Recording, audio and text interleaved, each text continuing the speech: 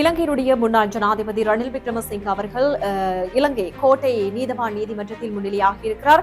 பொதுச்சொத்து சட்டத்தின் கீழ் தாக்கல் செய்யப்பட்ட வழக்கில் முன்னிலையாகுவதற்கு முன்னாள் ஜனாதிபதி ரணில் விக்ரமசிங்க சற்று முன்னர் இந்த கோட்டை நீதவான் நீதிமன்றத்தில் முன்னிலையாக இருக்கிறதாக சொல்லப்பட்டிருக்கிறது. ஜனாதிபதியாக இருந்த காலத்தில் அவரது மனைவி பேராசிரியர் மைத்ரி விக்ரமசிங்கவினுடைய பட்டமளிப்பு விழாவில் கலந்து கொள்வதற்காக லண்டனுக்கு செல்வதற்காக அரசாங்கத்தினுடைய நிதியை தவறாக பயன்படுத்திய குற்றச்சாட்டுகள் தொடர்பாக இந்த முறைப்பாடு தாக்கல் செய்யப்பட்டிருக்கிறது. அதன்படி கடந்த ஆண்டு ஆகஸ்ட் 22ஆம் தேதி குற்றப்புலனாய்வு துறைக்கு வாக்குமூலம் அளித்து வந்த முன்னாள் ஜனாதிபதி ரணில் விக்ரமசிங்க அவர்கள் கைது செய்யப்பட்டு நீதிமன்றத்தில் முன்னிலைப்படுத்தப்பட்டதை தொடர்ந்து ஆகஸ்ட் மாதம் 26ஆம் தேதி வரை அவரை விளக்கமறியலில் வைப்பதற்கு நீதவான் நீதிமன்றம் உத்தரவு பிறப்பித்திருந்தது.